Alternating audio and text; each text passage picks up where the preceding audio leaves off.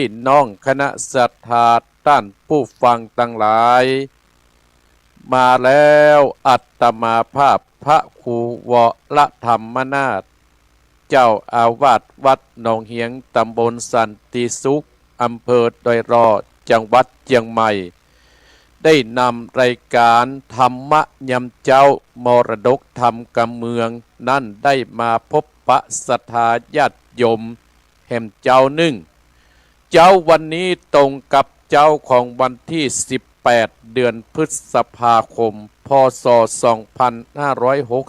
2568ตรงกับเดือน8แห่ม7ค่ำเป็นวันอาทิตย์เนื้อศรัทธาญาติโยมทั้งหลายมาแล้วศรัทธาญาติโยมอัตมาภาพก็จักจะจวนเจิญบรรดาศรัทธาพ่ออุ้ยแม่อุ้ยพ่อออกแปะออกต้านผู้ฟังของอัตมาภาพได้ไหว้พระสวดพุทธกุลธรรมกุลสังฆกุลเอากุลของพระพุทธเจ้าเอากุลของพระธรรมเจ้าเอากุลของพระสังฆเจ้าจงมาปกห่มรักษายังบรรดาศรัทธาญาติโยมบรรดาพ่ออุ้ยแม่อุ้ยพ่อออกแม่ออกพี่น้องคณะศรัทธาท่านผู้ฟังทั้งหลายเอาไว้เป็นที่ยึดเหนี่ยวน้ำจิตน้ำใจอาจเป็นที่ยึดเหนี่ยวจิตใจของเฮาบ่ให้ไม่แตกฟุ้งไปเลยเนาะเอาละศรัทธาญาติโยมก็เดียวเฮากล้วยอู้กล้วยจากันอาตมาภาพก็จะนำศรัทธาญาติโยมเข้าไปไหว้พระพุทธเจ้าเข้าไปไหว้พระธรรมเจ้าเข้าไปไหว้พระสังฆเจ้าเสียก่อนเนาะตื่นแล้วเนาะแม่สาวรักษ์พิวงตื่นแล้วเนาะแม่สาวรักษ์ตื่นเน้อตะคืนฝนตกแตะตกว่าแม่สีทอนเต็มจิตตื่นแล้วเนาะตื่นแล้ว พ่อสมศักดิ์แม่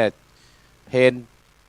ตาจ้างตื่นแล้วเนาะแม่แสงเอ้ยสุทธิวงศ์สันสายตื่นแล้วเนาะเอ้าเพื่อมือเสียเวลาเน้อตื่นได้แล้วป้าตีมเซนเปงเน้ออำเภอแม่วางโยมแจ่มจันทร์สีร้อมตื่นเน้อตื่นเจ้าได้หลายตื่นขวายได้น้อยเน้อเอ้าเพื่อมือเสียเวลาศรัทธาญาติโยมได้ไหว้พระสวดพุทธกุลธรรมกุลเสียก่อนแล้วก็มาอู้จากันรายการที่จบไปนั่นรายการของสามเณรเอารักวัดสันเมืองตื่นอัตมาภาพฟังตั้งแต่ตี 2มาละศรัทธาญาติโยมโอ้ม่วนวันสันเล่าได้คติสอนจิตสอนใจเป็นกำลังใจซึ่งกันและกันเน้อเอ้าโยมพิสมัยสีเทพทำรงมาแล้วลำปางเอากับพระกับพระกับพระ กับพระเนาะกับ1กับ2กับ3อัตละหังสัมมาสัมพุทโธภะคะวาพุทธังภะคะวันตังอภิวาเทมิกับสวะคาโตภะคะวะตาธัมโมธัมมังนัมมัสสามิกับสุปฏิปันโนภะคะวะโตสาวกสังโฆสังฆังนะมามิกับนะโมตัสสะภะคะวะโตอะระหะโตสัมมาสัมพุทธัสสะนะโมตัสสะภะคะวะโตอะระหะโตสัมมาสัมพุทธัสสะนะโมตัสสะภะคะวะโตอะระหะโตสัมมาสัมพุทธัสสะพุทธังสัตตานังกัจจะมิธัมมังสัตตานังกัจจะมิสังฆังสัตตานังกัจจะมิตุติยัมปีพุทธังสัตตามิสังฆังสัตตานังกัจจะมิตติยัมปีพุทธังสัตตานังสมิตติยัมปีธัมมังสัตตานังกัจจะมิตติ ยัมปิสังฆังสารดังกัสสามิอิติปิโสภะคะวะอะระหังสัมมาสัมพุทโธหิจาจัตตันนะสัมปันโนสุขโตโรกะวิโตอนุตตโตโพธิสัตตัมมัสสัตตติสัตตาเทวมนุสสัตตังพุทโธภะคะวะติสวะคาโตภะคะวะตาธัมโมสันติติโกอาการิโกเอปัจจิโกโอปะนายิโกปัจจตังเวทิตาโพวิญโยอิติสุปฏิปันโน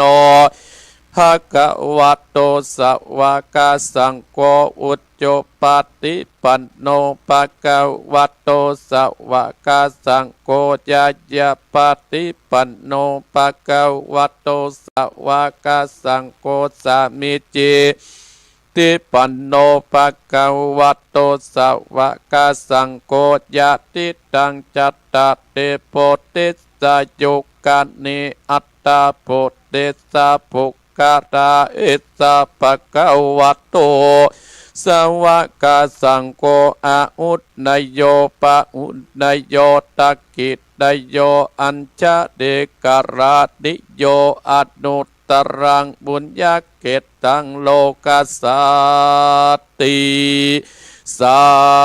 ธุสาธุพระปัญญาปัตตะมีสัมติตัสสาธุพระปัญญาปัตตะมีวัดแวดล้อมวิติยาปัตตะมีอ้อมล้อมระวังดีศีลปัตตะมีบังออกดาบเมตตาปาละมีปะเปตังปืนตานาปัตตะมีเป็นปืนตั้งต่ออุเบกขาปัตตะมีก่อเป็นเบียงสัจจะปัตตะมีเวทระวังดีเป็นไม่เท่ากันตีปัตตะมีกายเป็นออกดาบบังหน้าไม้และปืนไฟอติตัดนาปัตตะมีปับไปทุกแห่งแข่งแรงปับหมู่มันปีสังไปเปตทุกตะเวเตนางตอตะนีอัศจรรย์เสือเหมือนปันอยู่กวางน้ำนาตีกวางต่อกวางแตกตีฟองนานองนานอเป็นเกาตอกดอกไม้มาปูจาพระแก่นตายสัตตันพระพุทธังเลยจุกมาไปโปรดจุกมาอนุญาตโปรดผู้กาเตดีรีเมื่อตอดาตีออกมาติดมวยผมอยู่ข้างทาดจังไรขัดข้างอาสับพ้นดินพุดนำนาตีลงปะไปก็อับจับเต้าปะยามันเอาอาปุ่นกัวกับยกมือตุ้นหัวใส่เกาผู้ข้านี้ชื่อว่าลูกศิษย์พระพุทธเจ้าตนมีบุญสมปันอันมากพระพุทธเจ้าจริงตั้งพระปัญญาปัตตะมีไว้เก้าจันตั้งไว้ตั้งหน้ากอดได้เก้าจันตั้งไว้ตั้งหลังกอดได้เก้าจันตั้งแต่หัวถึงตีนกอดได้เก้าจันตั้งแต่ตีนถึงหัวกอดได้เก้าจันเสร็จวาดลูกปืนจักมาสะเหมือนปนเสร็จก็จักบอกมาไกลดอย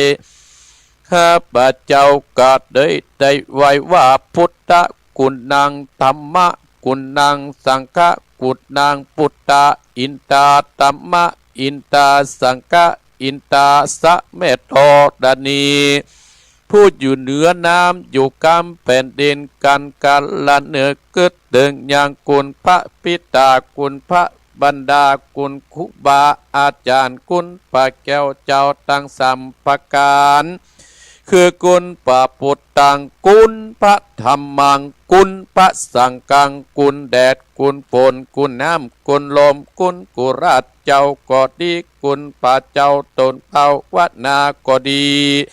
กุลนางอุตราก็ดีกุลพระปัจเจเจ้าก็ดีกุลแม่นางโตดัดนีเจ้าก็ดีจุกมารักษากำนาและกำลังยังตนตัวเองข้าพเจ้าและท่านผู้ฟัง รายการธรรมะยำเจ้าโมดละโดกธรรมกำเมืองของอาตมาพระคุวะละตรรมนาฏในวันนี้ยำนี้จิมแดเตอพุทโธพุทธังรักษาธัมโมธัมมังรักษาสังโฆสังฆังรักษาพุทโธพุทธังอะระหังธัมโมธัมมังอะระหังสังโฆสังฆังอะระหังพุทโธพุทธังกัณนาธัมโมธัมมังกัณนาสังโฆสังฆังกัณนาพุทโธพุทธัมมังปิสสังฆังมิตรอายุวันโนสุขังปะลังสา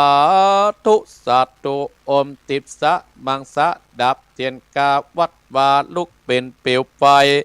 สาลีกันใจกูเทียนนี้ปรับเมืองปีมาจุดดาวบ่อูเล่นเทียนกาปรับกินมา101ภาษากูก็ปรับได้ใต้ตีนฟ้าเดือดนาแผ่นดิน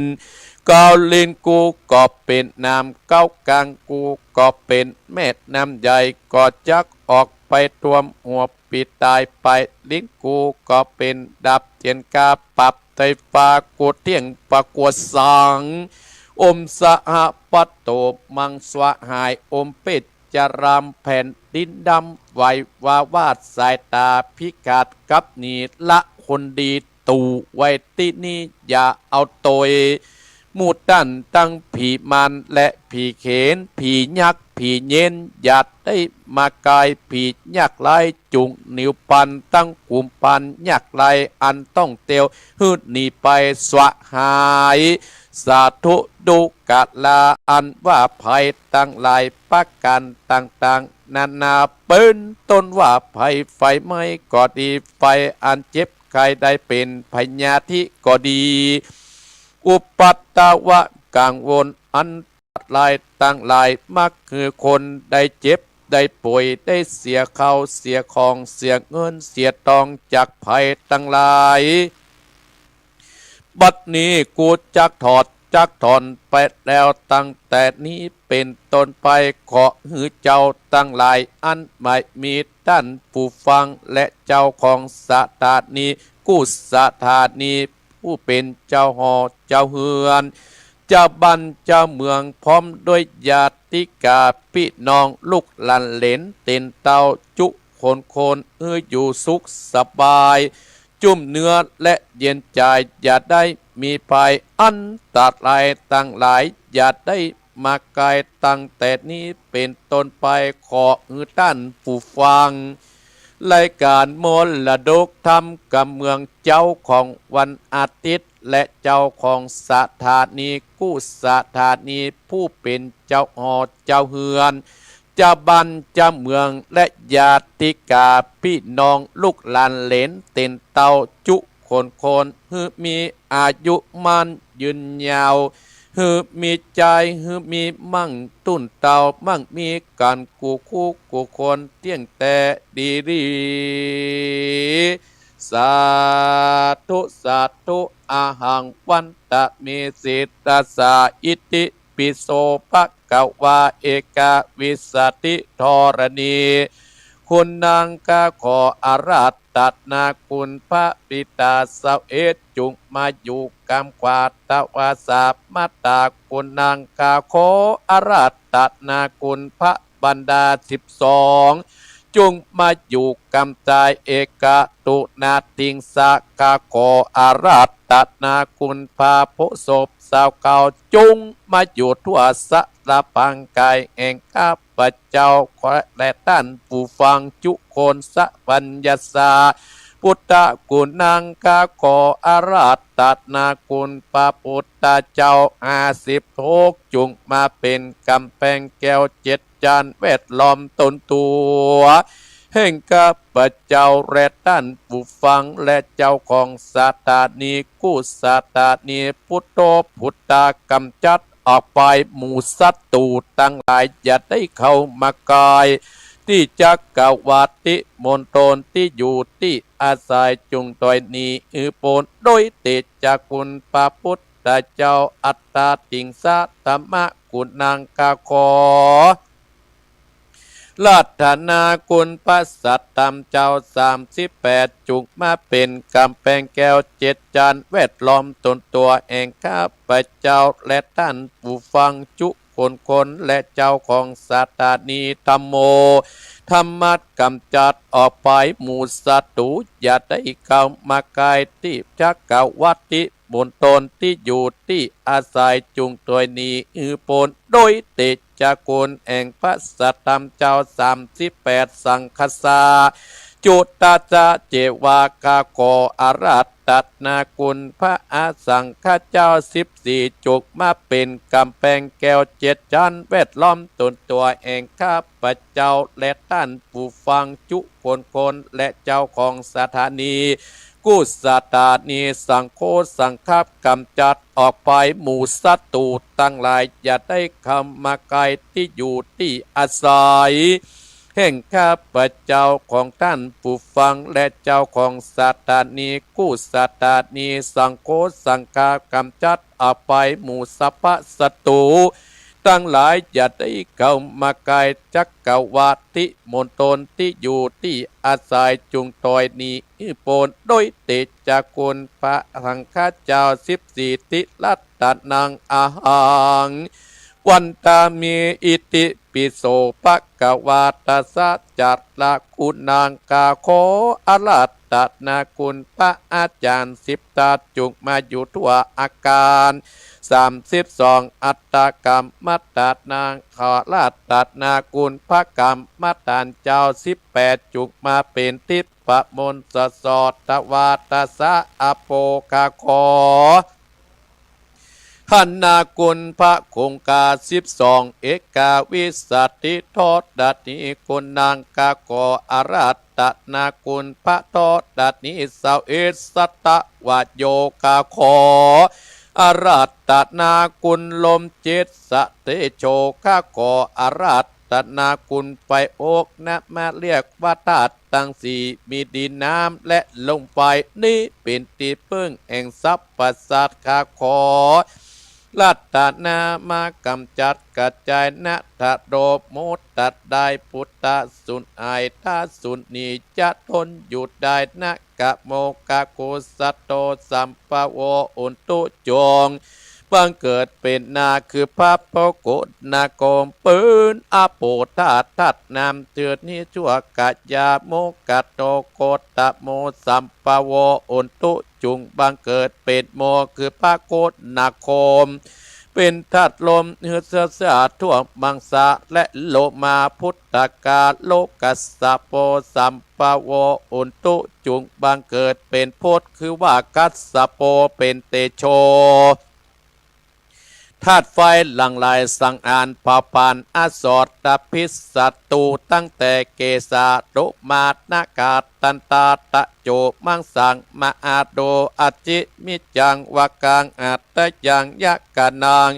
กิโรมากังปิอากังปัปปะสังอันตะกุดนางอุตตติจังกัตติสัมเป็นอันเสพอังอุปโพโลอิตังเสโตเมโตอัสโสเกโกสิงกานิกาละสิกามุตตะมัตตาลุงกันติปุงมุสอดตาปิดกติยาได้ยินตุกาภกตาวิ่งนีตากะโมโคตะโมสัมปโวโหนโตจุงบังเกิดเป็นตาคือปัสสิกยะมุนีเป็นปัตตวีทัตติมยะกะโตยะเมตตโยสัมปโวอุนตุจุงบังเกิดเป็นยาคือปัสสิยะเมตตาเป็นอากาศธาตุฝูงมุสอดาพิษกัตติยาศัตรูกันได้ยินตุกาปะกาถากอดทนอยู่บอดได้กาปะพุทธเจ้าจึงน้อมมือไหว้กุลอากาศ13กุลอาการสาวเหตุกุลอักขระ33กุลนิสาวาสกุลอัศวาสกุลปัสสาวาสกุลศีล5ศีล8ศีล2ศีล10ศีล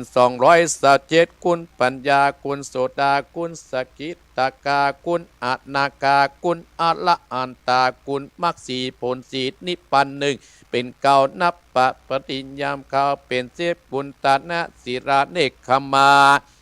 ปัญญาวิทยาขันติสัจจะอธิษฐานะเมตตาอุเบกขาเตวัตติงสาปา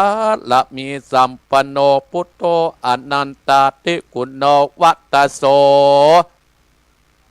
ภาคาวาอันว่าพระสัตตาอนันตาติคุณจักปับมันมิได้จุมุตตะโกทิปับมนตนปัจเจียนตั้ง84,000พระธรรมการตัดเสียถึงไปในและไปนอดคุณพระฤาษีนารอดคุณพระฤาษีนารายคุณพระฤาษีตากงัวคุณพระฤาษีตาไฟคุณพระฤาษีได้แสนโกดคุณธิดาบท18พระองค์ส่วนทารงวิชาคุณเองพระพุทธเตไตรคุณพระสายญาติคุณพระบาทคุณพระธาตุคุณพระมหาโมกขราคุณพระสาติบุตรคุณพระมหาอุปโคตคุณปฏิสาวกคุณบันติตะสัมมาเนนคุณพระมหากัญจนาเกณฑ์คุณตินิเส12คุณพรหมวิอันตั้ง400,000โกฏจักกวาลข้าขออาราธตัดนามาปะปานอาสอดดาปิดอึศสาโทษโลมาและอินทรีข้าขออาราธตัดนากุณอาภิธรรมา7กัมปีสังวิตาปุกายปะกะโกอาราธนากุณนิกายตังอาติมาสังอังโกกาขอท่านกุณวินัยตังหาอาปาจุมากะโกอาราธนัวกุณสัตตัมตัง8จิตนาปะกายากะโกอาราธนากุณจยามาตาตุสัตตมาตุจุงมาตากายเป็นดาบกามสิทธิ์เฮมันตาคาโคอาราธนามาอยู่กันตานผู้กาจะฟันด้วยไตสัตนคมคือพุทธังตัสสะมิธัมมังตัสสะมิสังฆังตัสสะมินะโมตัสสะสะตัสสะโมนะโมตัสสะปัสสะตุก็ขาดเป็นพงเท่าตุติดเหลือในอินทรีย์หนีไปอยู่นอกจักรวาลกุจกลางองค์การนากิงบันดาลกุจักสัตตะวันเป่าอาหิมมาดานฝูงหมู่ศัตรูหมู่มันตั้งหลายก็ร้อนลนอยู่บอดใดกูจักพิษตะวันตังเก่ากูจักเล่าปากาตาอาสังวิสาสุโสปุสาปุปานาพิตังนาทวรังมิตังพุทธาสมิตาตะวันตังเก่ากูจักเล่าเป็นภากถาพุทโธจะมาชิโมเสโตสติพุทโธจะทักขิดเนอุตตเรมุกรโนจะอัตตันโตมัจจิเมวัจจะโกตัญโยปุปปโตภะเกภยเกภะขวานเปอุปติอาติตาเนคเนเยจักัสสะโปละอุโตเจวาอิสะเนสเปเตพุทธมังกัตตโยตวาปุจิโตโหนตินิทุโกนิลุปันทโวมหาเตโสสตาอุนติสยาโสติภวันตุเตอะโลขยาปะลัมมาดาปาสันตุติปัตตตันตนังวิสสะปัตตมายตินิพพานังปัตตมังสุขังเอาละศรัทธาญาติโยมบรรดาพ่ออุ้ยแม่อุ้ยพ่อออกแม่ออกพี่น้องคณะศรัทธาท่านผู้ฟังทั้งหลายวันนี้อาตมาภาพได้สวดยาวเห็นหน่อยหนึ่งเนาะศรัทธาญาติโยมเพื่อจักให้ศรัทธาญาติโยมได้มีกำลังอกกำลังใจกำลังอกกำลังใจนี่เป็นยาวิเศษนะศรัทธาญาติโยมเพราะว่าอาตมาภาพสวดยาวก็เพราะว่าหมู่เฮาตั้นตั้งหลายเสียกำลังอกกำลังใจด้านจิตใจไปนักหนาปาปั้นศรัทธาญาติโยมส่วนขึ้น96ก็ได้เสียกำลังอกกำใจได้สูญเสียท่านพระมหาวิษณุจารุธรรมโมเจ้าอาวาสวัดเจดีย์ไปยกเนี่ยศรัทธาญาติโยมสิ่งที่มันบดีเกิดมันก็เกิดขึ้นสิ่งที่เฮามาพึงปรารถนามันเฮาก็ได้พบได้เจอ2-3 วันกับข่าวตังทีวีก็ดังศรัทธาญาติโยมอาตมาภาพก็ดูแล้วก็หดหูใจแต่ศรัทธาญาติโยม กรรมสั่งสอนขององค์สมเด็จพระสัมมาสัมพุทธเจ้าเฮายังอยู่คงที่เนอะที่มันเป็นอย่างอี้เพราะบ้านเมืองศรัทธาญาติโยมบ้านเมืองเฮาเนี่ยโอ้ศรัทธาญาติโยมมันเป็นไปตามยุคการเฮาก็จะไปโตดอันนั้นเฮาจะไปโตดอันนี้อัตมาภาพตึงบ่โตดภายศรัทธาญาติโยมสิ่งที่มันเกิดขึ้นนั่นก็คือโตดตกเก่าโตดถึงบุพกรรมที่คนเฮานั้นได้สร้างมาองค์สมเด็จพระสัมมาสัมพุทธเจ้าตรัสเทศนาว่าคนเฮานั่นนีอะหยังกะนีป้นแต่นีกรรมนีเวรนี้บ่ป้นศรัทธาญาติโยมแต่คนเฮานั่นก็ว่าล่วงพ้นด้วย3ประการที่พระพุทธเจ้าได้ตรัสว่าชะลาธัมโมหิชะลังอนัตติโตเรามีความแก่เป็นธรรมดาเราจะร่วงพ้นความแก่ไปบ่ได้เมื่อมีภัยสักคนศรัทธาญาติโยมที่จะร่วงพ้นความแก่ไปได้พยาธิธัมโมหิพยาถิงอนัตติโตเรามีความเจ็บไข้เป็นธรรมดาเราจะล่วงพ้นความเจ็บไข้ไปบ่ได้ภัยจะล่วงพ้นความเจ็บไข้ไปบ่ได้เมื่อมีภัยสักคนศรัทธาญาติโยมแม้แต่องค์สมเด็จพระสัมมาสัมพุทธเจ้าของเฮาก็ล่วงพ้นความเจ็บไข้ไปบ่ได้แม้แต่อาตมาภาพก็ยังล่วงพ้นความเจ็บไข้ไปบ่ได้อันขึ้นอยู่แต่ต้นทุนบุญกุศลที่ได้ทำไว้มรณะธัมโมหิมะดานังอนัตติโตเรามีความตายเป็นธรรมดาเราจะล่วงพ้นความตายไปบ่ได้ไม่มีภัยสักคนศรัทธาญาติโยมจะตายเวยแต่จ้าแล้วแต่บุพกรรมของเฮาพุทธเจ้าตรัสว่ายังกินจิกุสรังกรรมังกรรมใดที่เป็นกุศลอันใดอันหนึ่งที่ข้าพเจ้าได้กระทำแล้วจงเป็นส่วนแด่ท่านผู้มีพระคุณทั้งหลายที่เฮามีพระคุณหลายเป็นพ่อเป็นแม่เป็นครูบาอาจารย์ของเฮาก็ขอที่เฮาได้ทำบุญกุศลไว้ก็ขึ้นไปรอดไปถึงเขาเหล่านั้นเนี่ยศรัทธาญาติโยมทั้งหลายเนาะ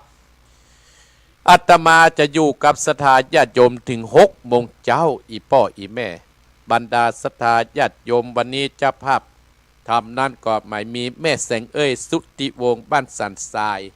อำเภอสันทรายจังหวัดเชียงใหม่เพราะไปงานศพทำบุญศพของท่านมหาวิษณุจารุธรรมโมวันนั้นและก็ศรัทธาพ่อสมศักดิ์แม่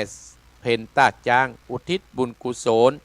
ไปหาพ่อน้อยปันแม่เงินจิตนาอิในอเนกใจกวินตันไปหาพ่อสนใจใจกวินทำเมื่อเจ้านี้ชื่อว่ากรรมวิบากแน่กรรมวิบากเนี่ยศรัทธาญาติโยมคนเฮาหนีบ่พ้นสักคนเตี้ยตามมาภาพหนีเงินล้านเงินแสนหนีพ้นแต่คนเฮาเนี่ยหนีกรรมบ่พ้นจะกรรมมาจ้าจะกรรมมาเวยก็ตามแม่จันเพนคำพุทธาวันนั้นบ่ได้ตักได้จ่าสักกรรมนี่แม่เนอะหันเปิ้นให้เศร้าโศกอยู่เนาะ ก็เลยบ่ให้ตักนาตามมาภาพก็เลยปิกเลยแล้วก็แม่หลวงปัญญาเด้อกำลังฟังอันนี้อาตมาภาพว่าเพราะฉะนั้นคนเฮาเกิดมาแล้วก็ให้มันสร้างบุญสร้างกุศลศรัทธาญาติโยมการสร้างบุญสร้างกุศลนั่นเฮาจะไปท้อจะไปถอยเฮาจะไปการมันศรัทธาญาติโยมคนพระพุทธเจ้าเฮาจึงตรัสว่าคนเฮานั่นจะอยู่ได้นั่นก็อยู่ก็คือการฮื้อหรือว่าการฮื้อตานศรัทธาญาติโยมการฮื้อตานแล้วก็ข้ออื่นๆนั่นก็คือศีลก็จะตามมาแล้วก็ภาวนาก็ตามมาภาวนานี่เป็นการที่เฮาจะต้องมาอบรมจิตอบรมใจเฮาเป็นการตัดทิ้งบ่วงทิ้งสิ่งที่มันบดิบบดีที่มีในจิตในใจเฮาอัตตานเนี่ยมันเฮาจะเป็นต้องฐานศรัทธาญาติโยมคนเฮาเกิดมาแล้วบัดตานเนี่ยศรัทธาญาติโยมเฮาจะไปกินอะไรยังถ้าเฮาจากนี่ไปจากเมืองคนไปศรัทธาญาติโยมเพราะฉะนั้นการตานเนี่ยเราต้องตานจากจิตจากใจญาอาตมาภาพนะโอ้อนุโมทนากับศรัทธาญาติโยมท่านผู้ฟังที่อย่างที่อาตมาภาพจะตานเก้าอี้ที่ครบรอบ 63 ปีตันเป็นอนุสรณ์ไว้กับวัดกวาไว้กับครูบาอาจารย์ที่เปิ้นมาการมางานมาอบรมก็ดีมาประชุมก็ดีเก้าอี้นั่งสถาญาติโยมเป็นเก้าอี้ไม้สักได้ถึงมดถึงมวลเศร้า2 ตัวสถาญาติโยมอาตมาภาพอนุโมทนาอย่างป้อบุญธรรมแม่รัตนาเวียงปะเป้าเป็นต้นเป็นประธานเนี่ยแม่บัวพัดบุญรันอำเภอฝางเนี่ยคุณธนาครพรอัมพุนจากวัดน่านคุณธนุภาพรอัมพุนจากวัดน่านคุณยาณเดชพรอัมพุนจากวัดน่านแม่สีทรแม่คองแม่เสารักพิวงงามชัยประการแม่สุกแก้วโดงหันนาฏโยมกนกพิชัยนาเมืองฝางแม่จรุนเจียงใหม่แม่กัญญามีสุขเจียงใหม่เนี่ยและพ่อสมศักดิ์แม่เพนตาจ้างแม่นงไวทะพิงแกแต่วันนั้นเพิ่นมาเอี่ยวกับแม่นางลุ่มมีน้ำโขงบ้านริมปิงลำปูนครอบครัวสุวรรณแม่พัทวันจิตรกรโดยสเกตพ่อสุริยาแม่นงรักพิษทองจาเรายาวใต้พ่อสนันแม่แจ่มจันส้มบ้านส้มปล่อยสันปะตองนางสมพรรัตนังแม่สันทรายและเจ๊มวยแม่แก้ดกัดแม่แก้ดแม่บัวผานมีป้อกิเลปะเป้าเนี่ยสถาญาติโยมเนี่ยอนุโมทนาสาธุบุญกุศลที่ศรัทธาเนี่ยนั่งลุกนั่งสบายจะได้บาเจ็บหัวเข่าเนอะ ที่ช่วยอาตมาภาพได้เก้าอี้ไว้ตานเวลามีการมีงานวัดเพราะว่าประเดี๋ยวคนทำมานั่งเป้อละเมอปัทสถาจะมานั่งพับเพียบทุกเจ้าจะนั่งพับเพียบก็ได้จะเป็นต้องหาเก้าอี้ให้เพื่อนนั่งเก้าอี้ไม้สักมันงามหน่วยสถานมันเป็นแบบเบ้าโบราณเป็นคนเท่าพุ่นแปลงที่ปุ่นอำเภอแม่วางอาตมาภาพได้สั่งแล้วยังแบบมาส่งเตื้อเมื่อเพิ่นมาส่งแล้วอาตมาภาพก็จะได้จารึกชื่อของอีป้ออีแม่ไว้ติดที่เก้าอี้หันนี่สตาญาติโยมเนาะอันในประวัติตาลเนี่ยทำให้เฮาเนี่ยมีความสุขเนี่ยวันที่10 มิถุนาสตาญาติโยมก็เชิญชวนสตาอีป้ออีแม่มากินมาตาลวันนี้เป็นวันติดสตาญาติโยมอาตมาภาพตอนเจ้าเนี่ยบ่ได้อยู่สถาญาติโยมเมื่อตอนกับเพิ่นก็จะลุกจากเหล่าญาบ้านโฮงมาลุกจากโดยปุยโดยสุเทพมาบ่าย 3สถาญาติโยมมันพวกนี้ตอนเมื่อคืนก็จะไปเทศธรรมที่กิเรปะเป้าศพของแม่พันนีโดยการนิมนต์ของโยมสุดามีป้อได้นิมนต์อาตมาภาพไปเทศจริงเพิ่นนิมนต์เทศแต่คืนเขาว่ามีติดงานแล้วเปิ้นเลื่อนเทศวันพุธถ้าจำบ่ผิดนะเทศวันจันทร์เพราะวันนี้เป็นวันติดเนี่ยถ้าว่าผิดก็ขอสุมาอภัยแต่เนี่ยโยมแจ่มจันทร์แม่นงรักมาแล้วหั่นโยมแจ่มจันทร์สิล้อมตื่นแล้วเนาะฝนตกเนาะอนุโมทนาสาธุตัวเนอศรัทธาญาติโยมที่อาตมาภาพวัดตาลเนี่ยเป็นอันแรกศรัทธาญาติโยมตาลแล้วเฮามีความสุขตาลแล้วเฮามีความม่วนอกม่วนใจศรัทธาญาติโยมอีพ่ออีแม่เขาว่าตานแล้วศรัทธาญาติโยมการตานเนี่ยการฮื้อเนี่ยมันเป็นมงคลกับตัวเองศรัทธาญาติโยมที่อาตมาภาพว่าโอ้อีพ่ออีแม่เขามารับตานึกว่าล่างงานเขาจะก่อยไปก้าเนาะวันที่10 มิถุนาพ่อข่าวมันนักขนาดบึดชนบุรีเนี่ยแต่แปลภาพหันติถวายนะบึดหันบึดลำปางว่าอายุล่ำเหลือศรัทธาญาติโยมแต่อันนั้นเป็นข่าวเนื้อศรัทธาญาติโยมถามว่ามันแต่ก็มันกระแตเนาะถ้าจะแต่ยังเพิ่งกับผมบอกว่าอาตมาว่าได้ว่าผ่านเนื้อศรัทธาญาติโยมแต่เราต้องมั่นคงในคำสอนของพระพุทธเจ้าของเราพุทธเจ้าสอนให้เรามีตาลเราก็ตาลเพื่อเอาไว้กินในวัยภัยภาคหน้าศรัทธาญาติโยม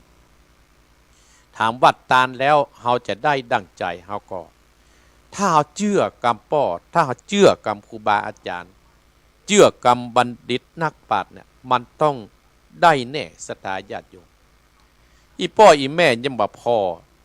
ยังมาฟังธรรมในมหามุลนิพพานสูตรขนาดผู้เศรษฐีตานไปแม่เศรษฐีตานไปยังได้รับบุญกุศลเมื่อพระพุทธเจ้าได้เทศนาอานิสงส์แห่งการตานให้กับลูกของเศรษฐี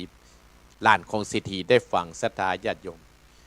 ยังบ่พอธรรมยังบ่ฟังธรรมของอานิสงส์ตันไปหาคนตายศรัทธาญาติโยม ทำไปตามหาคนตายนะอาตมาภาพจำได้นะสตาญาติโยมมีพ่อเศรษฐีคนหนึ่งเปิ้นฮักลูกเปิ้นกับแม่เศรษฐีนะเปิ้นมีลูกพ่อใจคนเดียวอีพ่ออีแม่การที่เขาฮักลูกฮักเต้าเนี่ยสตาญาติโยมลูกจะไปอยู่ที่ไหนก็ตามลูกจะอยู่ตายไปก็ตามพ่อแม่น่ะโอ้ฮักลูกฮักหลานใครฮือลูกฮือหลานได้กินเมื่อเหมือนยังมีเมืองโคนสตาญาติโยมลูกของปู่เศรษฐีนี้ตายไปหรอสตาญาติโยมตายไปปู่เศรษฐีก็เอาลูกของเปิ้นน่ะไปสาปนกิจอยู่ที่ปัจจาสตาญาติโยมด้วยความฮักความอะไรฮักลูกเต้าก็เลยตั้งคนใจจ้างคนใจไว้คนหนึ่งสตาญาติโยมคือไปแปลงมณฑลหรือว่าแปลงตุบน้อยไว้ในปัจจาคือมีตึงข้าวคือมีตึงน้ำคือมีตึงเครื่องใจเอาไว้ให้ลูกเปิ้นน่ะได้อยู่ที่กินศรัทธาญาติโยมผู้คนเศรษฐีใจคนใจเนี่ยเอาไปฮื้อเนี่ยได้ปีหนึ่งศรัทธาญาติโยมได้ปีหนึ่งศรัทธาญาติโยมแต่ก็มาเป็นผลศรัทธาญาติโยมมาวันหนึ่งเนี่ยศรัทธาญาติโยมฝนกระตกน้ำมากระนองฝนตกแบบตะคืนเนี่ยกะใจคนใจเนี่ยบ่ได้เอาเข้าเนี่ยไปส่งที่ป่าช้าไปเหี่ยวสกรรมหันพระพุทธเจ้ามาสาวพระพุทธเจ้ามาก็เลยเอาเข้านะใส่บาตรแล้วตั้งสัจจะอธิษฐานอุทิศบุญกุศลให้กับลูกปู่เศรษฐีโดยอานิสงส์แห่งการที่ได้ทำบุญอุทิศทุกเจ้าเพื่อทำบุญอุทิศแผ่เมตตาอานิสงส์แห่งการได้เอาเข้าที่ไปใส่บาตรที่สาวกพระพุทธเจ้านั้นก็เกิดเป็นอานิสงส์เดชะบุญเลาะไปถึงลูกของเศรษฐีที่ตายไปศรัทธาญาติโยมที่ตายไปได้รับได้กินได้ของกินของทานเมื่อได้เจ้านั้นก็เลยว่าตัดสินใจก็เลยเข้าไปเข้ากำฝันของพ่อเศรษฐีแม่เศรษฐีว่าอีพ่ออีแม่เมื่อผมเกิดเป็นคนเนี่ยมีชีวิตอีพ่ออีแม่นะโอ้ฮักผมขยากกินอะไรอย่างก็กินได้กินกู้สิ่งกู้อย่างแต่ตั้งแต่ผมตายไป1 ปีเนี่ยอีพ่ออีแม่เนี่ยบ่เคยอะไรอย่างให้ผมกินเลยมีว่าแต่วันวานนี่เนี่ยผมได้กินข้าวงายอย่าศรัทธาญาติโยมผมได้กินข้าวงายนะอย่าศรัทธาญาติโยมก็สร้างความตกอกตกใจให้กับปู่เศรษฐีศรัทธาญาติโยมแจ้งเจ้ามาก็เลยไปห้องคนใจมาถามคนใจก็บอกว่าข้าเนี่ยไปส่งกู้วันพ่อเศรษฐีแต่เมื่อตะวันวาตะอ่านฝนกระตกน้ำมาก่อนน้องข้าภาษาข้ามแม่น้ำไปได้ข้าก็เลยเอาเข้าเนี่ยใส่บาตรสาวกพระพุทธเจ้าหรือพระพุทธเจ้าองค์ใดองค์หนึ่งนี่แหละเนี่ยศรัทธาญาติโยมสร้างความแจ่มแจ้งให้กับปู่เศรษฐีกับแม่เศรษฐีศรัทธาญาติโอ้กูเนี่ยมาปีหนึ่งเนี่ยมาได้เหตุได้ผลแล้วเนี่ยก็เลยไปไหว้พระพุทธเจ้าก็เลยตัดเทศนาศรัทธาญาติโยมเกี่ยวกับในส่งของการทานหื้อพุทธเจ้าก็เลยบอกว่าการทานแบบนี้มันได้ประโยชน์เนอะเอาไปเนี่ยอย่างนั้นมันมาได้ประโยชน์เนอะอย่างอีพ่ออีแม่ศรัทธาญาติโยมเนี่ยที่ได้ทานกับอาตมาภาพเอาเพชรเก้าอี้ก็เนี่ยไว้คือกับคุณเจ้ามีการมีงานมันก็เป็นอานิสงส์อย่างใหญ่หลวงศรัทธาญาติโยมเนี่ยคือต่างศรัทธาญาติโยมมันก็เป็นที่ประจักษ์เขาสามารถเขากรรมได้รูปได้ศรัทธาญาติโยมเขาสามารถได้เพราะมีในธรรมศรัทธาญาติโยมเนาะเอาแม่สาวรักกับไข้หัวแม่นงรักกับไข้หัวละฮั่นจะไปไข้หัวนะแต่นะ แต่เนี่ยศรัทธาญาติโยมพ่อสมศักดิ์แม่เพนกับไข้หัวแล้วอย่างเงี้ยกะข้าก็เลยตามทำหาป้นไว้ปันแม่เงินเนี่ยได้แต่กระตุลุกนี่นะแต่อาตมาภาพบ่หูศรัทธาญาติโยมแม่พ่อสมศักดิ์แม่เพนน่ะแต่เนี่ยอาตมาภาพบ่หูเพราะอาตมาภาพยังไม่ได้ตายตัวพ่อน้อยปันแม่เงินไม่ได้ตายตัวพ่อสนทรายเตือนเนี่ยเนาะแต่ถ้าเราเชื่อเรื่องกรรมอู้กรรมจ่าของพระพุทธเจ้าเชื่อกรรมสอนของพระพุทธเจ้าในพระไตรปิฎกเนี่ยมันก็ได้กับศรัทธาญาติโยมเตี้ยอาตมาภาพยกมาให้ศรัทธาเนี่ยฝังศรัทธาญาติโยมวันนี้อาตมาภาพจะเทศน์ทำชื่อว่ากรรมวิบากเพราะฉะนั้นศรัทธาญาติโยมบรรดาพ่ออุ้ยแม่อุ้ยน่ะ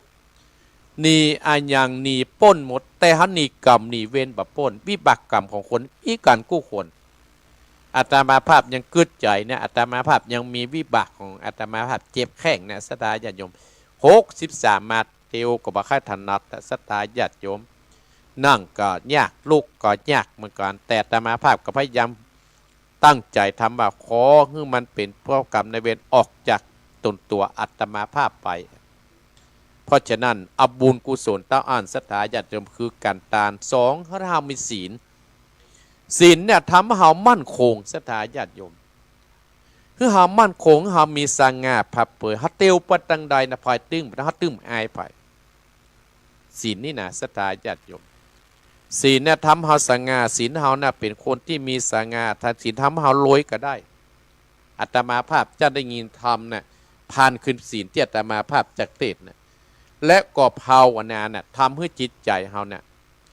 มั่นคงในคำสอนของพระพุทธเจ้ามั่นคงในคำสอนของพ่อของแม่ที่บ้านเมืองเฮามามั่นคงที่มันว่อนไหวได้นั่นก็เพราะอย่างเพราะ3ตัวเนี่ยศรัทธาญาติโยมเพราะเฮาบ่ได้ตานตัดเรื่องความฐานี2เฮาบ่มีศีล3เฮาบ่ได้หมั่นภาวนา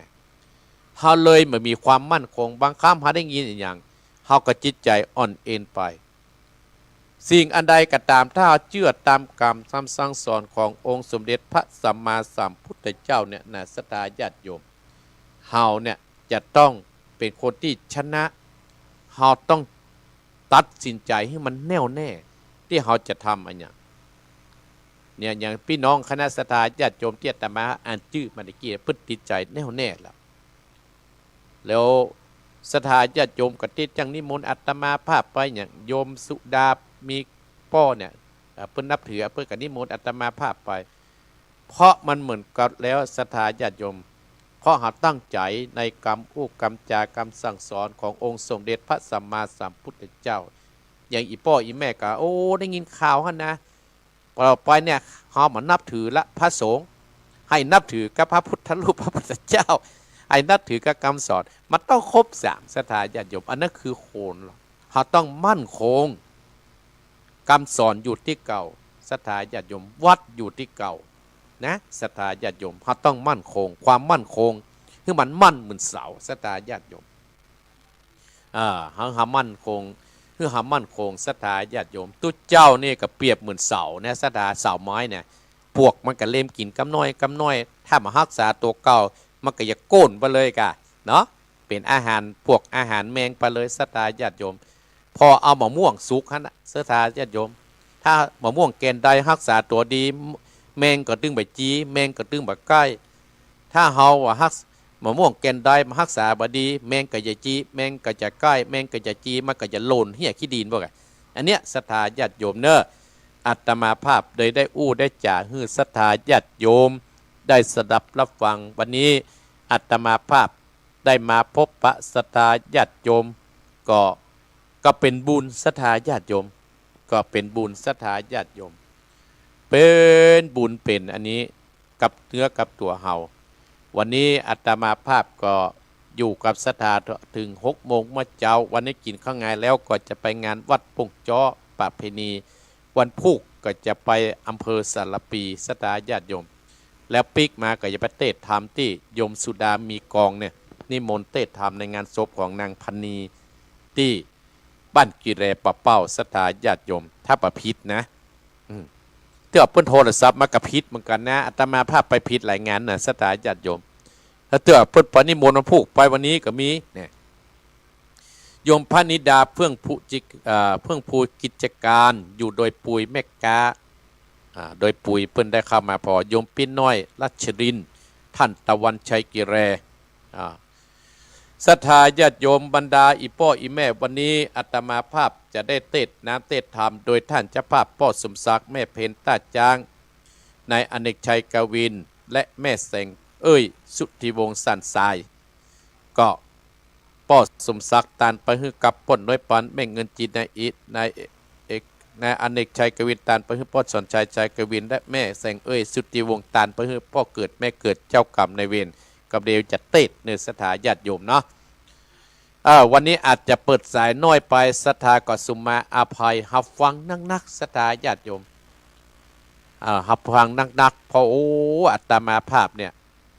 ก็ตั้งใจจะเอากรรมสั่งสอนเอากรรม นี้มาเทศให้ศรัทธาญาติโยมอย่างวันนี้ศรัทธาญาติโยม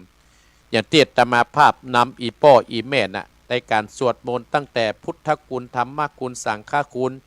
ปารมีและคาถาของใจยะสังฆะเนี่ยศรัทธาญาติโยมองค์สมเด็จพระสัมมาสัมพุทธเจ้าตรัสว่าการสวดมนต์นั่นคือการอัดฉีดพลังแห่งพุทธคุณธรรมคุณสังฆคุณเข้าสู่จิตใจเพื่อหล่อเลี้ยงจิตใจเฮาหรือเสริมจิตใจให้เฮามีฤทธิ์คำว่าฤทธิ์เนี่ยศรัทธาญาติโยมทั้งหลายในที่นี้แปลว่าความสำเร็จจิตใจที่เฮามีฤทธิ์ย่อมมีพลังและเป็นเครื่องมือวิเศษอันที่จะช่วยให้คนเฮาเนี่ยประสบความสำเร็จในกิจการน้อยใหญ่ดังคนที่สามารถเสกใจให้มีฤทธิ์ได้ย่อมมีอำนาจย่อมมีวาสนาคิดทำอะไรก็พบแต่ความสำเร็จอยู่เสมอศรัทธาญาติโยมการสวดมนต์ไหว้พระเป็นวิธีเบื้องต้นวิธีปฏิบัติเบื้องต้นอย่างหนึ่งในการทำใจให้มีฤทธิ์ถ้าตั้งใจทำอย่างสม่ำเสมอและทำถูกวิธีก็จะมาประจักษ์ให้เห็นผลกับตัวท่านเองนอกจากเสกด้วยพลังแห่งพุทธมนต์แล้วคนที่จะเจริญก้าวหน้าได้นั้นต้องเสกตนให้ตั้งอยู่ในคุณธรรมเช่นรักษาศีลมีเมตตามีกรุณาต่อสัตว์ทั้งหลายบ่คิดเบียดเบียนทำร้ายซึ่งกันและกันมันไหว้พระสวดมนต์ย่อมทำให้เป็นผู้มีองค์อาจกล้าหาญสง่าผ่าเผยคนที่คิดจะอาฆาตมาตร้ายกับกลายเป็นมิตรปราศจากอันตรายทั้งปวง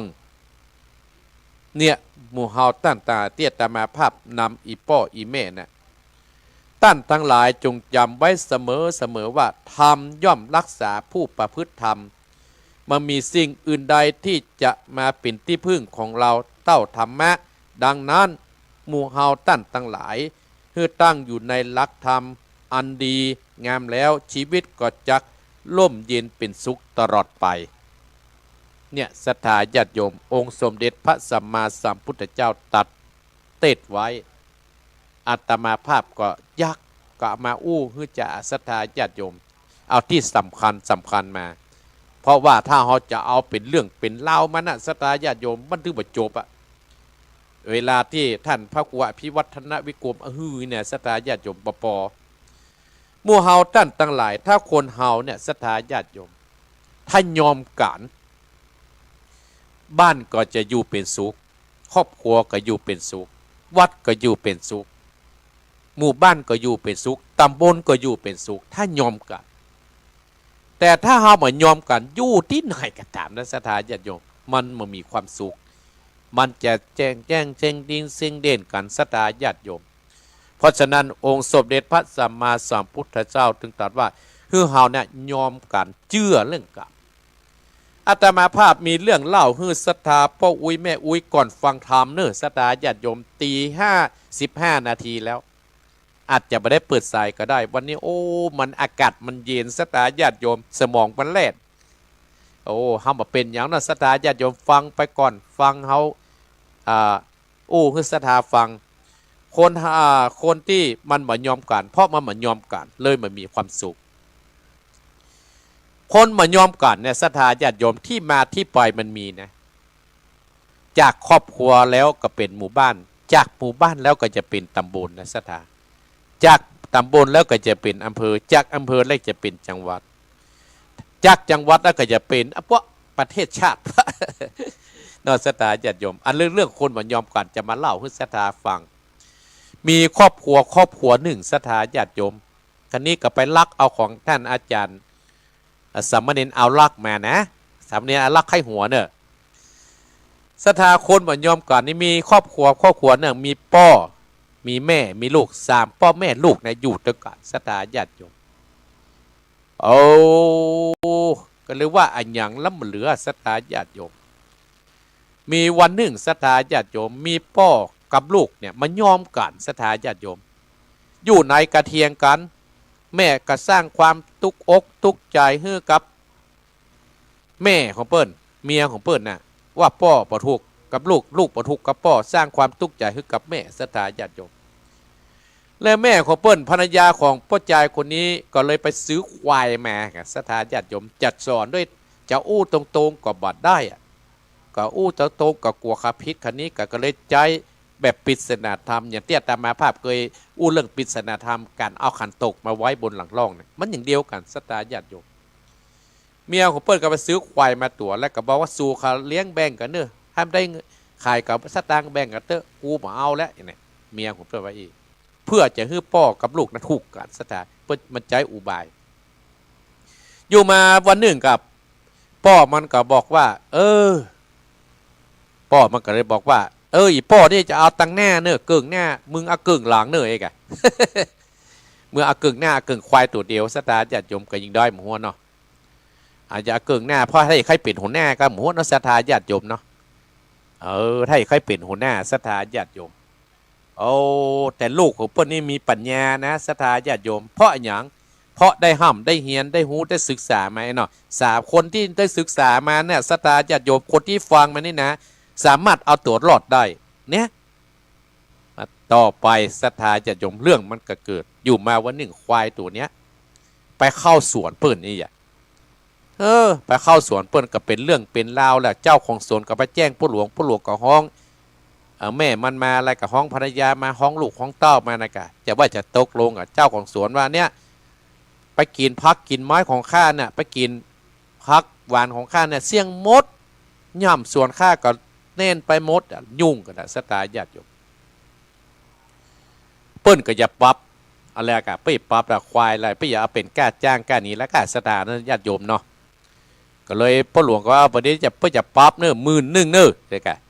ศรัทธาญาติโยมลูกของเปิ้ลเนี่ยเปิ้ลมีปัญญาเอาตัวรอดได้ว่าโอ้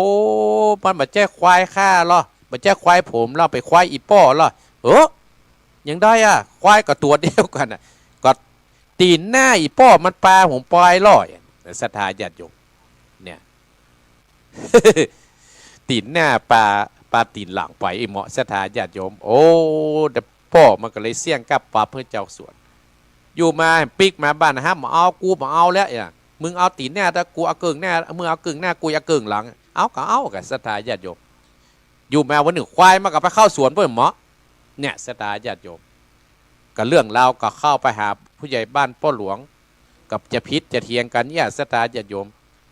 มันหวังว่าลูกมันจะโดนปรับประกันเนาะสุดท้ายลูกมันบอกผมก็นึกว่า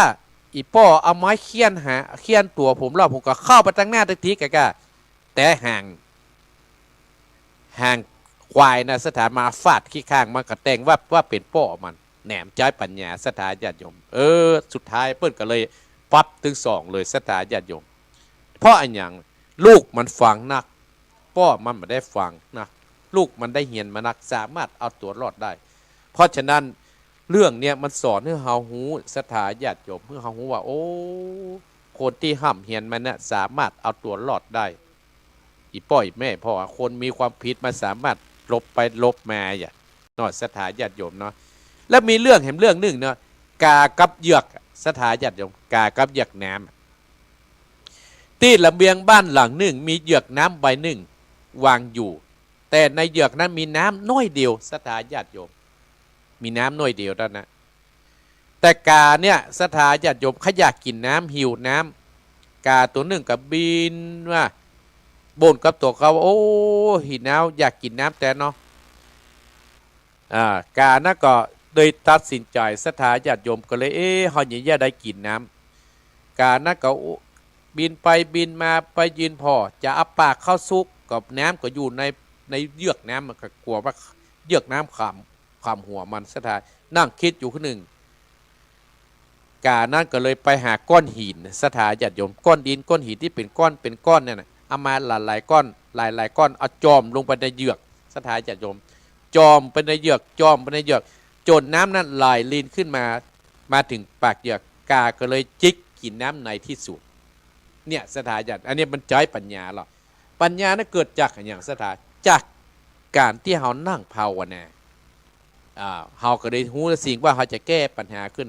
เนี่ยองค์สมเด็จพระสัมมาสัมพุทธเจ้าเพิ่นเหือมีทานมีศีลและมีภาวนา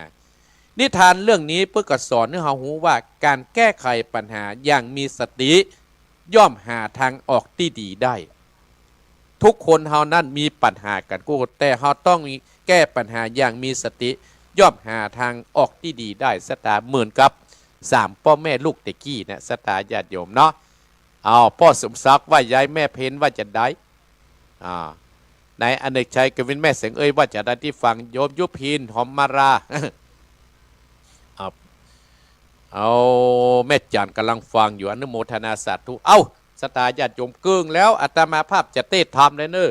บอกโฆษณาอย่างใดๆทั้งสิ้นจะเต้ทำแล้วสตาญาติโยมเนาะวันพรุ่งนี้ประเทศทำที่บ้านกิแลโยมศพของพันนีสุดามีพ่อบุคคลที่โมนเนอเอาอาตมาภาพจะเต้ทำเลยเนอะเนาะพ่อสมศักดิ์ฟังเนอเอาแน่เอายกมือไหว้นะโมตัสสะภะคะวะโตอะระหะโตสัมมาสัมพุทธัสสะยะติวัตตาเตสังเตติสังปลาปะเตกันไดยานากะติกันไดยานังตะกะติจัปปะกะกันเตสาธุจานาสัพพุติสัตตังหลายตั้งยิงใจหนุ่มเต่ามีใจปอดเต่าชื่นเจยบันนับมาสการใส่การนั่งท่าฟังธรรมตั้งสตาดนิวิตายุฟังโอวาทคำสอนของพระจินวรเอาไม่แต่สั่งตังได้ปากันสะบังสับปะการน้อยใหญ่เอาใจไฟตั้งธรรมจุงดาจำฟังติปัตตันแจงติสนาสติปกาสกแสใจของแวกกัดงานแป่งใจบันจอยโจดปิติหมดยินดีสัทธามีกาอาจบอดละปวงบาททิติอาลมบอดดีออกห่างแป่งใจว่างหูฟังพุทธจานังกรรมอันใดจำใบหยาดนับฟังบอดได้คือกฎหมายตามอุกว่าอุกกวนตามฟังจดจำแม่นเอาแก่นเอาสารอย่าเหมือนนิทานกบเต่าอยู่เฝ้าดอกบัวหมื่นไหลปีกวบเก่าปะจบกาพระแกสอนไฟมินมอนเพึงอยู่ไปไม่นึ่งไก่ตาก็มาสดใสหลอนเอายอดบัวคายอุปมาเหมือนดังนิสัยคือได้แก่สัตตายิ่งใจฟังบอดใดปังเป่าจำแต่เก้าถึงไปตั้งติดสอบสืบโซนคิดเอาแก่นเอาสารกบหัวบานปังเป่าเป็นดังนี้แหละนาโสทุจัดนามากนาเกิดมาในลุ่มฟ้าก็ดีองค์สมเด็จพระสัมมาสัมพุทธเจ้าสัตนาน้อยใหญ่สัตว์ลูกใต้ยิงใจกรรมมีลายเส้นกรรมหน่วงเน้นตามมากรรมมุตนากรรมมุนาวัตตติโลโกกรรมอันย่อมอาการกระทำได้สิ่งใดบอกแจงพระจริงแสงติสัตนา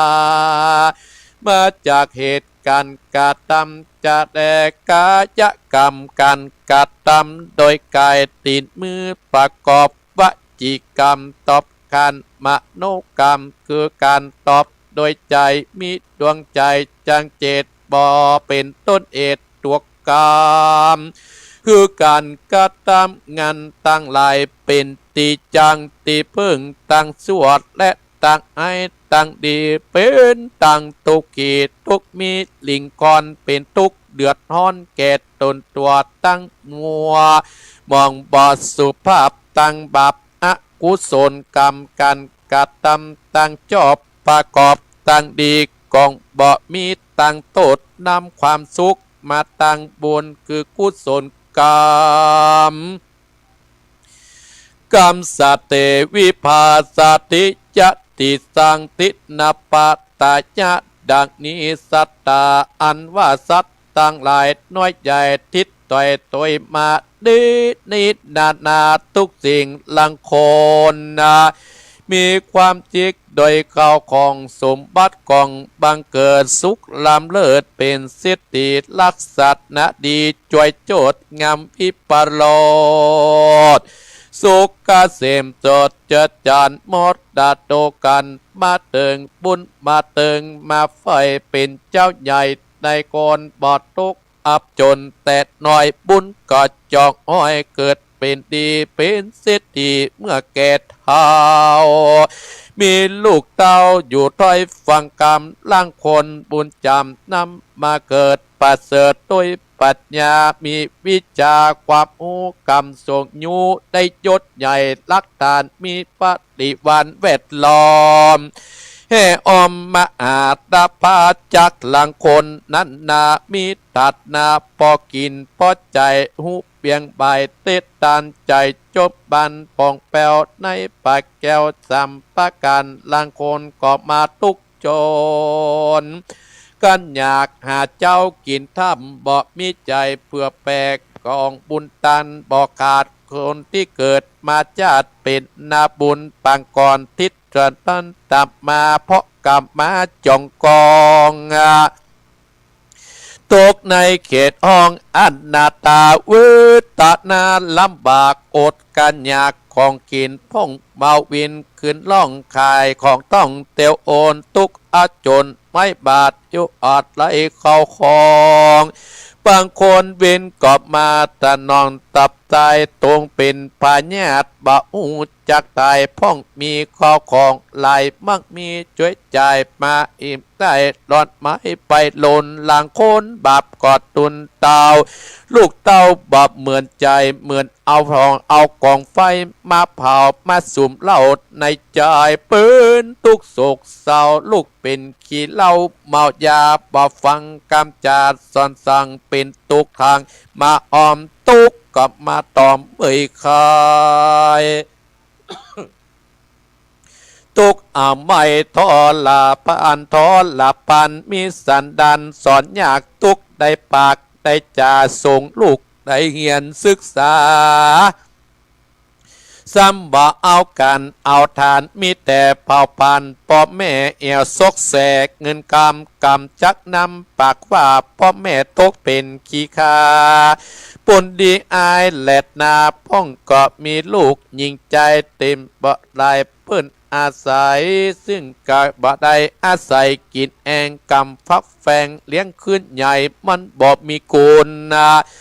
คว้างกะเวนนูนมาตอบลูกเกิดมาผสมประกอบหูตาหนวกบอตีนมือก็กุดง่อยแข้งขากับปุดง่อยเงาใบพ่อแม่กะโตกไม่ย้อนกุศลปังกรไล่ตึกตันกำทัดฟันบรรดาความหน้าเป็นปีกรรมมาขีแตกแยกย้อนบาแจกจากการเก่าผงพันพี่น้องมันบ่ถูกล่องเตือนกันเพตาแตกแยกขีกันย้อนว่าทรัพย์สินเงินตามเว้นก็มาสนองจองกองหันเหตุทุกยากตัดลงวิบากเสวยเตินตามพระทศพลเทศก็ฮือเป็นเหตุจาก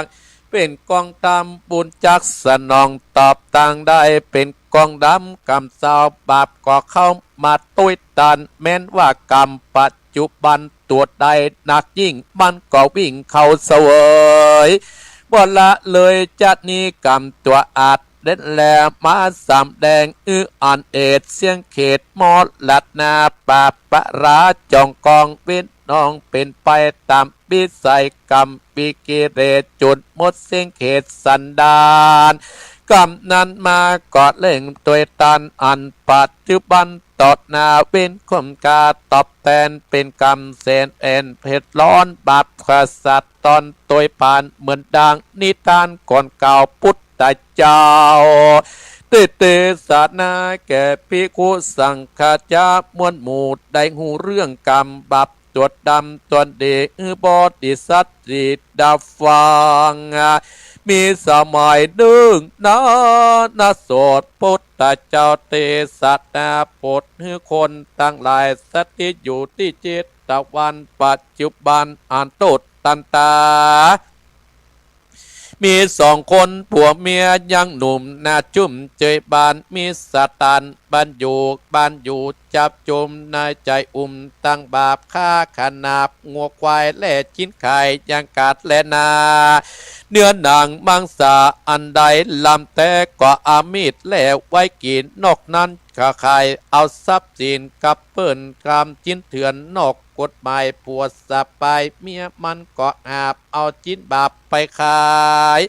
ตาตาในกัดดันนั้นโสดปามกรรมก็โตดมาตึงเบนกับมาตึงตอบใส่ผัวมันห้อยเมียมันนากรเตียวสันจรมุ่งนาเอาจิ้นที่ผัวมันข้างงัวปุไลหาไปขายยังกาดวันนี้ประหลาดอัศจร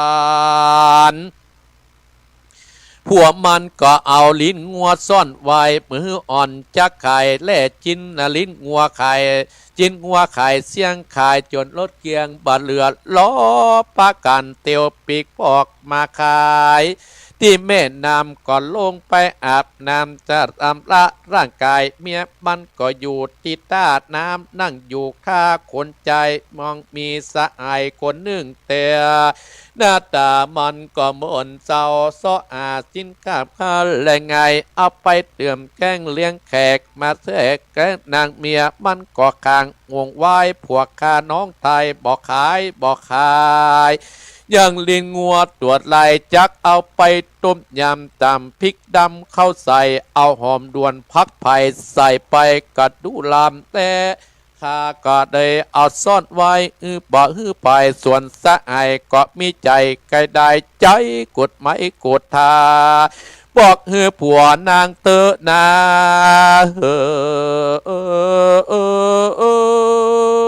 ข้านี้คือสะอายคนเก่าขอกบเต้าราคาถือวิสาเอาจินลิ้นงัวปิกเงินมันส่วนผัวเมียมันส่งข่าวก็ประกันปีกพอกไปเมียมันกอดดังไฟผัวมันก็ไปเอาลิ้นวางเอาลิ้นงัวมายำลิ้นงัวตรวจดำมาต้มเพื่อปักก็ไปซอกกลมพอบาตันใจมันก็สั่นเพราะใครอยากกินข้าวและนาจริงจะทำเมียน้องสาวนั่งก็บอกเรื่องเล่าเตะตนก็ยังบ่ปนโตซาผัวมันก็โกรธเพราะกำเกียดเอาตีนเตะเปียดปัดลึงปัดลังเอาตีนสันนันสันลังเมียมันดังอึกใจมันมึกโกรธากรรมจะมากกวยทามันก็กำมีดฟังเอาไปหายังในสวนเพื่อจักเอาลิ้นงวดตัวไม้ก้ามไว้ในส่วนใจไพ่พันวาวาดและนาตันสตาตั้งหลายเอาลิ้นเอามีดไปปาดลิ้นงัวผู้ใหม่เลือดแดงใสปุ้งออกเลื่อนพาพอกสะโซนเซนตาโลนเจ็บใหม่งัวกระลวดสยบลงเอาตัวประทรงไปรอดตัวลงดิ่งย้อนพ่อกำกินเลี้ยงใส่ใจบับไปกะกามลิ้นงัวถึงตะไฟกำจ้งไฟกะลุกเป็นเปลวสักเบิดเดียวเลือดก็ออกไฟก็คอกทันไฟแดงมันกะกำมาแยงกวยปอเอาลิ้นมาหลอกว่ามันยังมาหวานแต่นอกำบนดันบีบากจินงัวปอดตันนาเข้าลอกปากลงคอกำกอบมาตับใจลิ้นต่อตีนปาดจีการลิ้นงัวตัวจองกองตกพ้องปันไดดูเบาไวตัวมันตันแต่ละล้มสะมิงตัวนามันก็อาปากงัวคำคอหายใจจอดตามืดลมขึ้นจืดแต่ลายลวดความตายมอดและนาตินะขอกับงัวปูใหม่ลมอุบมูกำส่งยูปาเป็นห่วงกองกำก็จองจักเป็นสืบสายจักมา หลายปนจัดและนาสตาตันต่างหลายเฮ้ยพ่อแม่ศรัทธาศรัทธาท่านต่างหลายก็ดีได้ถึงสุขยิ่งโยดพ้นจากโทษเว้นไปกรรมวิบากนั้นได้ร่องก็นอนตอมตองเว้นได้ตอบใจก็จะย้ายให้ไปได้ถึงแดนวิสัยปราโมทแก่เสมสุขเจยบานสุขสามรานการกูคนนะสุขลำเลิศยิ่งกว่าเมืองแก้วยอดมอาจเนตละปันจะแรกรรมปวิปกางนิทิตังกอบบางโคมโสมเลสาเดชเอาละสตาญาติโยมเอาทำนี่นะสตาญาติโยมยาวพอตัวเนอะศรัทธาญาติโยมธรรมนี้มีชื่อว่ากรรมวิบากศรัทธาญาติโยมเตี้ยตมาภาพเริ่มต้นนะว่าคนเฮานั่นหนีอันยังก็หนีได้แต่หนีกรรมหนีเว้นบ่ได้ศรัทธาญาติโยมหนีคดีนี่10 ปีกับป้น20 ปีกับป้นนะ30 ปีกับป้นนะศรัทธาญาติโยมอย่างอีพ่ออีแม่พ่อทางทีวีฮะคนนั้นหนีคดีคนนี้หนีคดี10 ปีก็ได้มาอยู่กับบ้านกับเมืองเหรอแต่เฮาหนีกรรมบ่ป้นศรัทธาญาติโยมคนเฮาหนีกรรมแบบป้นนะศรัทธาญาติโยมกรรมไม่บักที่เปิ้นก็ได้เทศนาองค์สมเด็จพระพุทธเจ้าก็ได้เทศนาเรื่องกรรมวิบากเพื่อกับพระสงฆ์องค์ข้าเจ้าและศรัทธาอุบาสกอุบาสิกาตีในวิหารเชตวันที่5เปิ้นว่ากรรมมัตติวัตติโลเกสัตว์โลกย่อมเป็นไปตามกรรมเปิ้นก็บอกว่ามีครอบครัวหนึ่งเป็นพ่อกาจีนเถื่อนแล่จีนไปขายตึงวันมีผัวกับเมียไปตัวกันสตาญาติโยมผัวมันหาบเมียมันก็กรช่วยกันตุ้มแหบไปเพื่อขายเอาทรัพย์สินมาเลี้ยงตัวเลี้ยงไส้สตาญาติโยมอยู่มาวันหนึ่งสตาญาติโยมพ่อใจคนนี้ศรัทธาญาติโยมว่าโอ้วันนี้เราไปกัดไปลีมานี่นะเราจะเอาเอาลิ้นงัวซ่อนไว้เพื่อจะเอามาต้มยำกินมะงายนี่เนี่ยเอามาต้มกินมะงายนี่ก็เก็บลิ้นงัวซ่อนไว้ปืนสาปืนบุงศรัทธาญาติโยมแล้วก็สร้างเมียมันไว้แต่วันนี้เป็นวันที่อัศจรรย์กรรมอาจจะมาตึงตันกับ2 คนผัวเมียนี่ก็ได้ก็มีสหายคนหนึ่งศรัทธาญาติโยมหน้าก็บ่นเศร้าเพราะว่าไปจ่ายการแล้วผลปรากฏว่าการเพิ่นจบและซ้ออาจิ้นงัวอันยังมีสักอย่างก็ไปปะใส่ภรรยาเปื้อนลงอาบน้ำปะแม่กางัวก็เลยมาถามว่าโอ้จิ้นตัวปลาเรือกะอีกก็เมียของเปิ้นก็ไม่เซียวก็บอกว่าโอ้เรือกะเหลือจิ้นงัวนี่ลิ้นงัวตัวเนี้ยเพื่อจะผัวค่าเก็บไว้โอ้ปะเป็นยังค่าจะฮึกกบเต้าราคาได้นักกะเก่าแล้วบอกเพื่อนสหายตัวเนอะบอกให้ผัวตัวนั้นว่าเขาเป็นเปื้อนเก่านะเป็นเปื้อนเก่าก็เลยใจวิสาสถาญาติโยมเปียจิลิ้นงัวนั้นไปมาเนอะอันนี้งัวนั้นไปแล้วสตางค์ไปถึงที่บ้านเมียมันก็ไปดังไฟเพื่อจะต้มจะแยกกินให้ผัวไปกินผัวของบ้านแม่ยิงคนนี้ก็ไปซ้อลิ้นงัวที่ในปืนเปียดซ้อไปซ้อมาก็เลยถามมาน้องหันลิ้นงัวที่ไอ้เอาแล่เอาซ่อนไว้เนี่ยน้องหันก็เมียของมันบอกว่าโอ้ไอ้เปื้อนตัวซื้อไปแล้วโอ้ด้วยความขยากด้วยความโมโหสตาจะเตะเปียดพลังมิ่งขึ้นมาเมียที่เมียมันก็ดังไฟก้มเป่าไฟตีนห้าวสลังเมียมันดังอึก ความมิ่งให้ขยะกี่เข้านะสถาอาจารย์โยมเนี่ยทำแล้วกรรมก็ปาตานสถาเปียมีดไปหางัวผู้หมายที่อยู่กลางสวนว่าแป๊บปาดอลินงัวให้มันสมใจงัวนั่นก็บอกหูอิโนอินีกินหญ้าอยู่หันสถาญาติโยมปากปาดลิ้นงัวก็บ่ไหวเลือดออกก็ทางออกมางัวก็สยบลงอยู่ที่พื้นดินที่หันเอาลิ้นงัวในพระจ้งเสร็จเตาไฟสถาญาติโยมไฟก็ลุกจะโลจิ้นงัวก็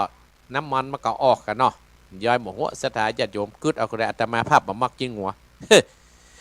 ปกินจิ้งหัวจิ้งควายสถาญาติโยมก็เอาลิ้นตัวลิ้นโอ้มือมันหลุดกับสถาลิ้นงัวนั่นก็ลานเข้าคอแล้วลานเข้าคอไปขำคอเนี่ยตายมาหลายไล่นะสถาญาติโยมอาตมาภาพมือหน่วยก็แก่นบ่ตื่นเนี่ยสถาญาติโยมพดโทถ้าบบุญบันนักก็คงบ่ได้มาอยู่ถึงแถวนี้นะลิ้นต่อลิ้นปาดสี่กันสถาญาติโยมโอ้หายใจก็ออกพอใจคนเนี่ยก้นตั้งอยู่กลางอยู่ที่เตาไฟของสถาญาติโยมงัวผู้หมายนั่นก็ตายไปเนี่ยสถาญาติโยมว่ากรรมมันติดตามตัวเฮาจากกรรมบวยกรรมจ้าก็แล้วแต่มันจะตานเฮาแต่ภายในบ่พ้นเรื่องกรรมสถาญาติโยมองค์สมเด็จพระสัมมาสัมพุทธเจ้าตรัสว่ากายกรรมกรรมทางกายสถาญาติโยมเฮามีร่างกายครบ32เนี่ยสถาญาติโยมเฮาอาจจะมือเปิ้นเอาไว้มือไว้เฮาอาจจะไปลากของเปิ้นอันกรรมทางกายวจีกรรมคือกรรมทางวาจากรรมอู้กรรมจ๋าสถาญาติโยมเฮาได้กรรมอู้กรรมจ๋านินทาว่าไร้คนนั้นคนนี้มันกรรมทางวาจากรรมทางกรรมอู้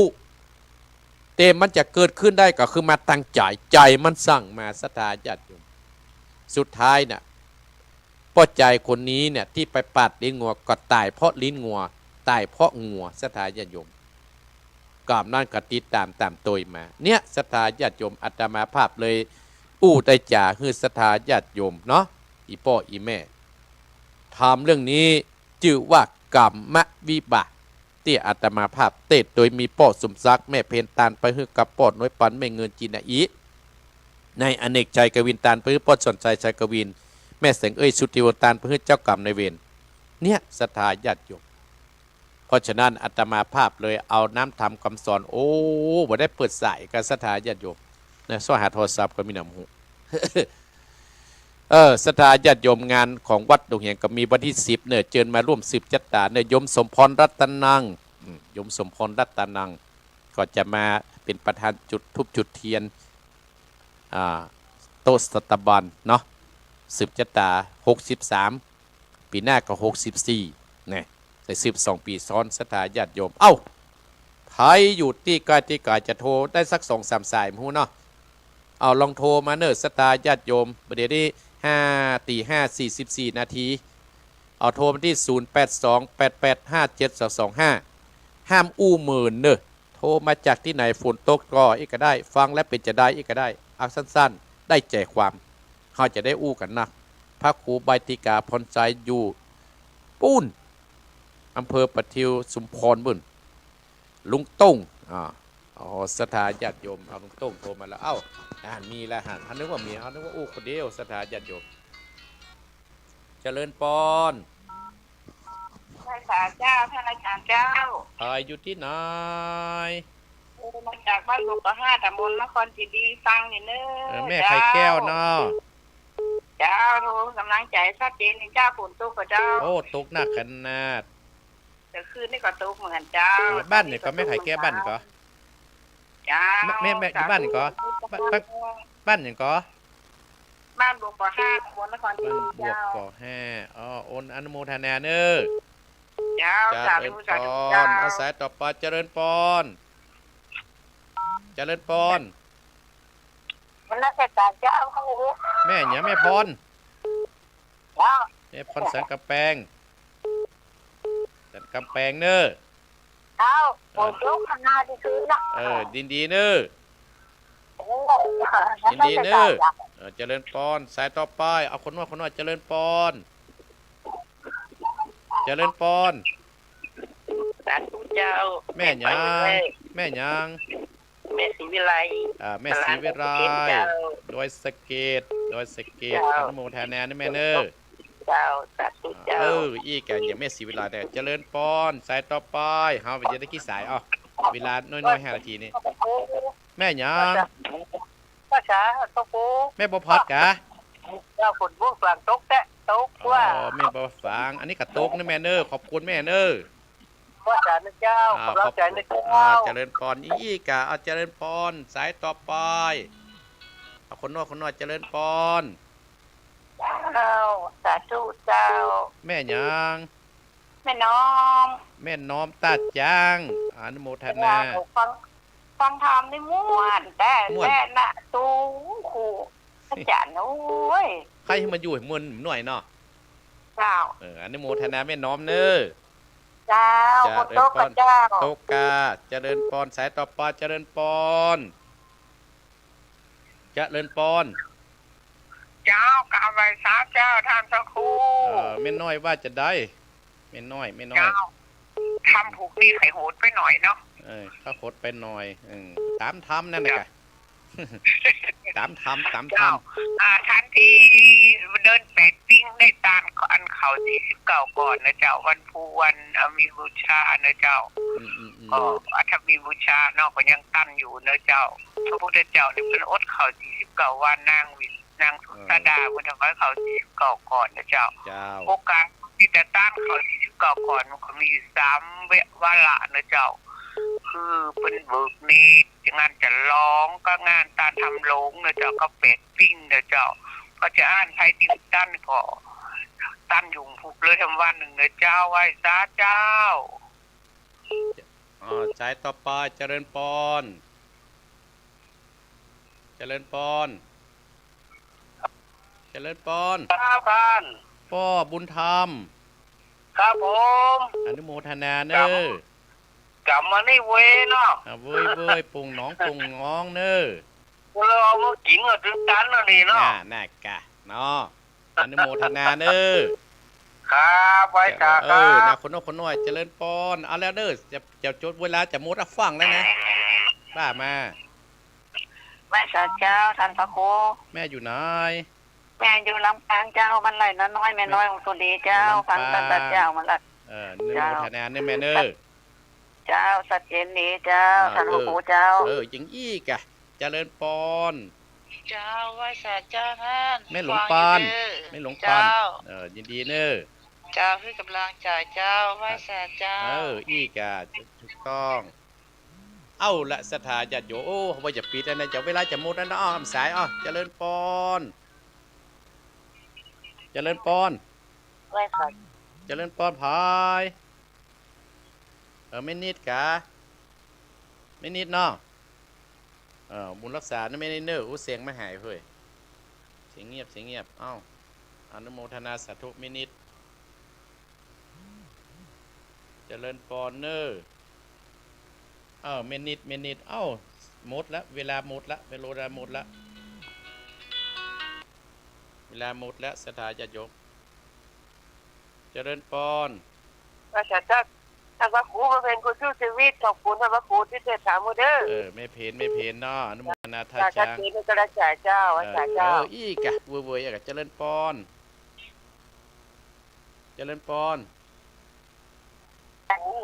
แม่หลงเจ้าแม่หลงโอเคฟังเจ้าลีเนาะพี่เนาะเจ้าเจริญปอนนะจ๊ะขจายกราบนมัสการเจ้าท่านพระครูแม่สีทอนเจ้าฟังอยู่เจ้าฟังอยู่ฝุ่นตกเนอรักษาสุขภาพเนอที่ย่าเนอหมดเวลาเนอเจ้าไว้สาเจ้าเจริญปอนหมดเวลาศรัทธาญาติโยมแฮะแม่หมอเจริญปอนเจ้าแม่ฟังแม่ยังสายเจ้าท่านพระครูแม่ปานีเจ้าแม่ปานีฟังแม่ปานีเมินแล้วบัดโทรมานี่เจ้าให้กำลังใจนะเจ้าขอบคุณนะแม่เนอยินดีนะที่ติดตามนะวันนี้เวลามันน้อยนะแม่เนอเจ้าเป็นยังเจ้าเจริญพรศรัทธาญาติโยมเนาะเวลามันหมดพอดีศรัทธาญาติโยมเนาะว่าจะได้ว่าจะได้แค่เขียนไปแล้วเรียบร้อยไม่เลือนไม่เลือนเจ้าเวลาหมดแล้วแม่กำลังใจแน่ไม่เลือนหมดแล้วพอดีเวลาหมดพอดีศรัทธาญาติโยมอาตมาภาพก็จะนำรายการมรดกธรรมกับเมืองนี่จากศรัทธาไปญาติโยมนะเวลามันวันนี้อาตมาภาพใจเวลาคุ้มแต่เนอะมีแม่ไข่แก้วปวกเกาะ5แม่พรสันกำแพงแม่ศรีไรดอยสะเก็ดแม่บัวพัดอำเภอฝางแม่น้อมตาจางแม่น้อยกัดนาดพ่อบุญธรรมป่นหนองแม่น้อยลำปางแม่หลวงปันตาโจกแม่นิดป่งหนองแม่เพนตาจางแม่หลงลีแม่สิทร แม่คลองแม่ปณีฝางแม่เฮือนลำปางสถาญาติโยมโยมสมพรบ่ได้โทรสักกำเนาะโยมสมพรเชิญคนมาเนอะอาตมาภาพเชิญคนมาเนาะเฮา17ตาก่อนนะ63 64ปีนี้63นะโยมสมพรเนาะอย่าใดก็ดีก็อนุโมทนากับ ทุกท่านที่จะมาวันที่10เนี่ยวันที่10เนี่ยศรัทธาญาติโยมรักษาสุขภาพเนอะขอให้ศรัทธาญาติโยมทุกท่านทุกคนที่เข้ามาพอตั้งเฟซตั้งไลน์ก็อนุโมทนาโยมสมพรโยมแม่แก้ดน้อยเจ๊โมยเนอะเพื่อนก็จะทำบุญร้านวันที่25อนุโมทนาสาธุเฮ้ยเฮงเฮงเฮงเลยเนอะเจ๊โมยเนอะอนุโมทนาสาธุโดยบุญรักษาเนาะ